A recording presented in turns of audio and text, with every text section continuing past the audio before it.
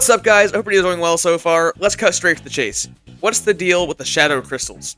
This is one of the remaining questions from as early as Chapter 1. I think that we now have enough evidence to start drawing some strong conclusions on the origins of the crystals, what they do, why the hidden bosses in the night have them, what Sham will be able to create after we get 5 of them, and what they mean for the overall story of Deltarune. But before we get into that, be sure to like the video. If you are a new or returning viewer who has not yet subscribed, please do so. It helps me out a lot and is greatly appreciated. My goal is to hit 10k by the end of the year. Also, please join my server. It's called the Fruit Basket. It's a really cool place. Link in the description and in the channel bio. Thanks! Let's start off simple. What do we know about the shadow crystals right now? Well, thanks to chapters 3 and 4, actually quite a bit. We know that there are pieces of glass in the real world, that the secret bosses carry them, and that the knight seems to be the one passing them out, considering the knight drops one from being defeated, and that Jevil, someone known to have spoken with the knight, has one. Spamton found one in the Neo body in Queen's basement, and became obsessed with the new form. Gerson was given one but chose to ignore it. This is more speculative, but it's possible that the shadow crystals are part of what causes the hidden bosses to go insane, especially given that Spamton and Jevil, who did use the crystal, went insane, but Gerson, who didn't use it, stayed sane. Well, mostly. Beyond this, using the crystal in certain places also gives some very, very interesting flavor text, which I will be using as evidence as we go throughout the video. Finally, we also know that Sham says they will make something very cool for us once we get 5 crystals, and that this unknown item called the Pure Crystal can be used to form the mysterious Twisted Sword. Using all this, I think we can come to a conclusion on what the Shadow Crystals are, what they reveal, and all the other questions I posed at the start of the video. People have proposed that the crystals show a world where you don't exist, that they show the future, that they show the Dark World isn't real, and even that they are crack. But I believe that the Shadow Crystals reveal the prophecy. Not only that, but they reveal that the prophecy is the weird route. Or, at the very least, a route in which we don't treat people kindly like ralsei asked us to. Wait! Don't click off. I know this is a theory that can be rather contentious, but I think that I can do it justice and properly explain a lot of the counter-evidence as well, unlike a certain recent video. What originally led me to investigate this idea? Well, while I was playing through chapters 3 and 4 and encountering the prophecy and using the crystals, I noticed a couple of discrepancies between what both of them said and what actually happens in the pacifist route of the game. Or rather, the route in which you recruit every Darkner. Firstly, using the crystal at the end of the TV world Dark World will show a television smashed to bits. Notice how the crystal does not call a television tenna, implying this is in the real world, as the crystals typically show. Well, the television is only smashed to bits in a run in which every Darkner is not recruited to repair tenna at the end of the game. Otherwise, it is fixed and brought to Castletown or Mettaton's house. Strange. So the crystals do not necessarily show what actually happens or what is actually going on. This is also true for the prophecy. One of the most innocuous panels in Chapter 4 states that the Queen's chariot cannot be stopped. This is also strange to me since, in the normal route, the Queen's chariot is in fact stopped by a herd of these red cars. The same cars that do not appear in the weird route, and even though we don't ride in the Queen's car, we can presume that she was not stopped.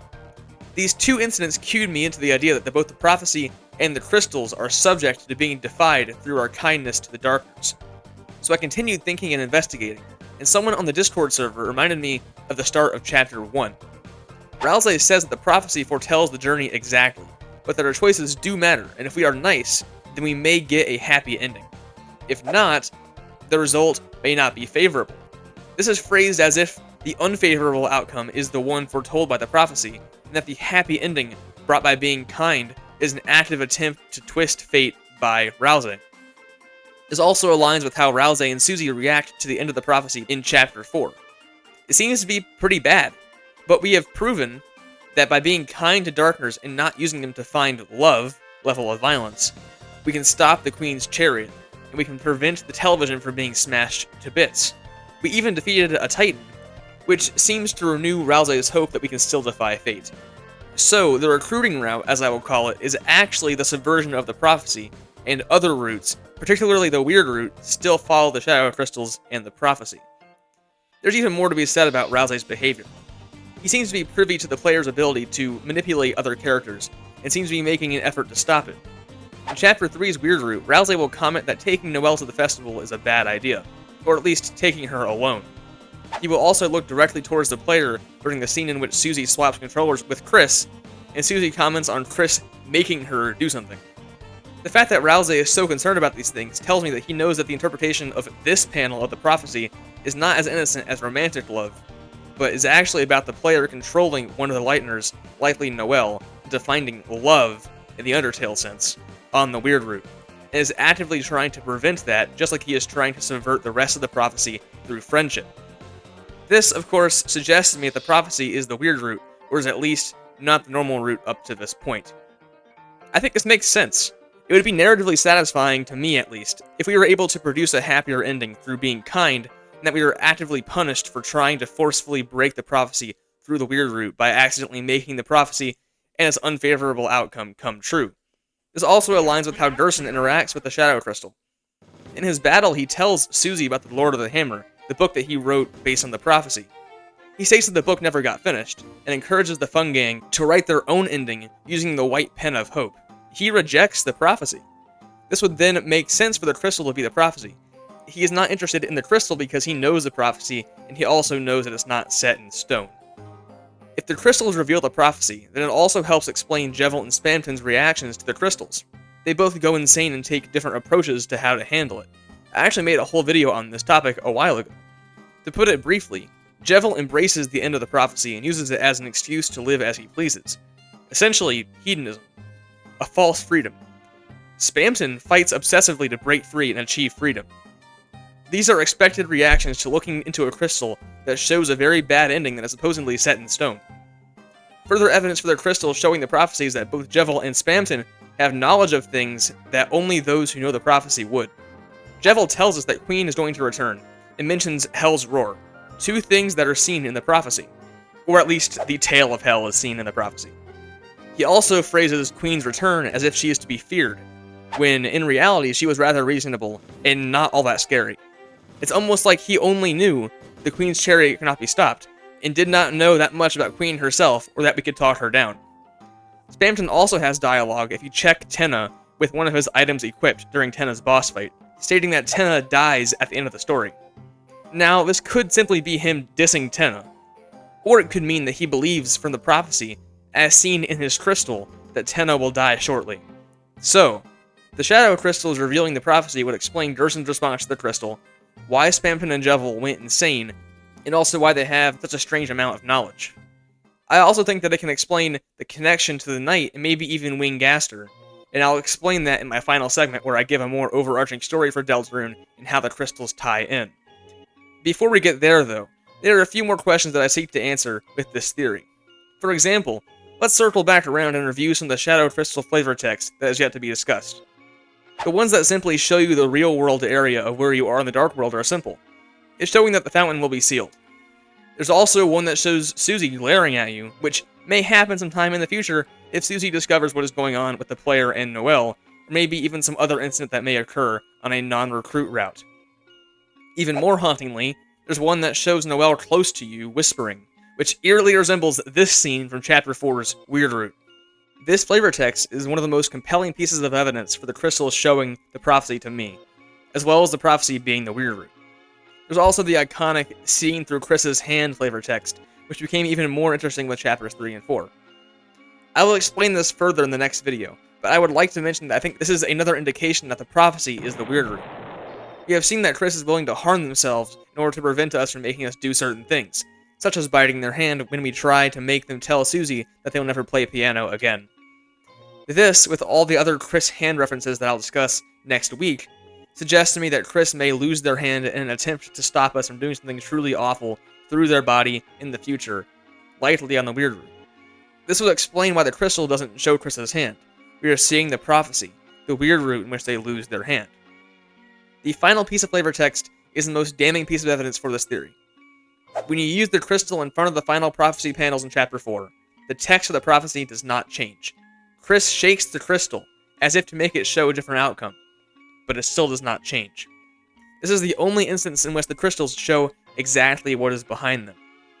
This, to me, all but confirms that the crystals show the prophecy. There's also an unused flavor text that depicts Undyne encased in ice, which we can't really use as evidence because it's, well, unused.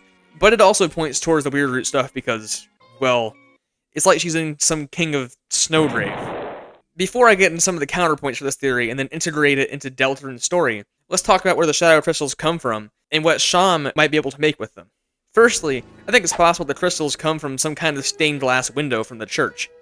We know the church has these, and churches often feature imagery or stories from their religious texts on these windows. Additionally, the prophecy panels in the Dark World seem to be made out of some kind of crystal, and are able to be shattered like glass, so it wouldn't shock me if the crystals come from them in some way, especially given that they have this texture that is associated with darkness and the depths. We also know that Sham can make something out of them after we collect 5. One of the more popular speculations is that we will get the pure crystal. People think this because, in the code, the description says it was purified by the cat, Sham. This idea is interesting because, if the crystals do show the prophecy and the weird root, then combining them with the thorn ring would make an item composed entirely of things associated with the weird root.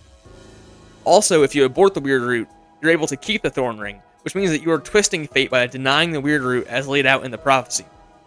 This is possible, but I would like to assume that the item that we get for our diligence in finding and defeating these powerful bosses will benefit us on all roots, not just the weird root. Maybe the pure crystal does something else, or maybe Sham will create a different item for us. I'm not entirely sure, but I do think that there's more to collecting the crystals than just the twisted sword. Let's get to the part you've all been waiting for. The counterpoints. I'm familiar with a number of counterpoints for at least the theory that the weird root is the prophecy, and I also have a few of my own as well. These points are strong, and do make my faith in this theory waver slightly, but I think that I can explain them. Firstly, why does the secret backroom game in Chapter 3 refer to the weird root as the forbidden path, if it is the prophecy? My explanation for this is a bit of a stretch, admittedly, and it'll be hard to phrase well. But I think this could be referencing it being forbidden in more of a meta sense. The path that we are encouraged to go as players of Deltarune is the recruiting route, which is the one that will subvert the prophecy through kindness. The forbidden path, both in the game, inside the game, as well as the game Deltarune that we are playing, is a path that we must go out of our way and intentionally make evil choices to achieve, which ties into my idea of the weird root fulfilling the prophecy being an ironic punishment for us trying to deny the prophecy. The other counterpoint that I often see is that Ralsei claims on the weird root that the prophecy may be even worse than he originally had imagined. People say this deconfirms the prophecy being the weird root because it implies that the weird root is something that Ralsei hasn't seen before.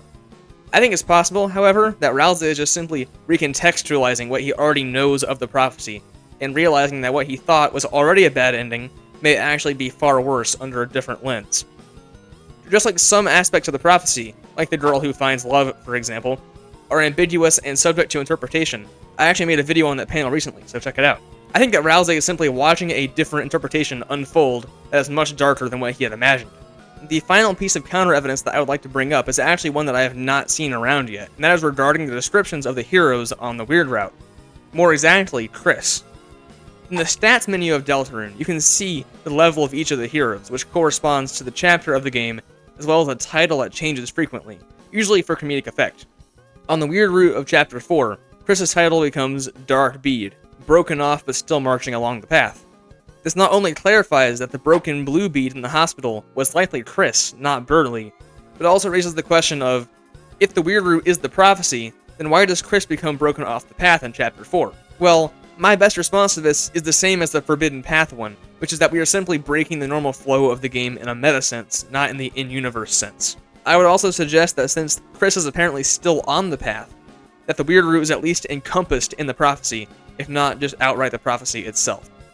Before I finish the video, allow me to give you a recap of how this theory about the shadow crystals might fit into the story of Deltarune. I still believe that Deltarune is an experiment by Dr. Gaster, likely in an attempt to learn something about his own condition. I think that one of the things he is researching is how different people respond to the prophecy, both the game's characters and the player. He tasks the knight with handing out various shadow crystals, pieces of the prophecy that he made as a part of the experiment, to various darkeners in order to test their response to the prophecy, this weird route. In the recruiting route of Deltarune, and likely the normal route as well, we're going to overcome the prophecy, and we will not see a true ending to the game, like Susie suggests that she would make happen if given the chance. Unsatisfied, some players will try to break the game in order to change the outcome through the weird route, ultimately causing the twisted prophecy to come true and bringing an ending to the game, the one ending that tobyfox hinted at many years ago. Of course, seeing how the player reacts is also part of Gaster's plan. What will you do when the game that you spent money on does not conclude? When the characters suddenly just keep on living their lives and you don't get to see what the final panel of the prophecy truly was? I guess we'll have to wait until the final chapters of Deltarune to find out. With that in mind, thanks for watching the video, and if you made it this far in the video, then you must like the video, so why not like the video? And also a big shout out to all these lovely supporters on Patreon, Ko-Fi, and YouTube, and the biggest shout out to Hufflepuff Prefect and Tybee. I love you all, be safe, be smart, don't be stupid, and have a great rest of your day.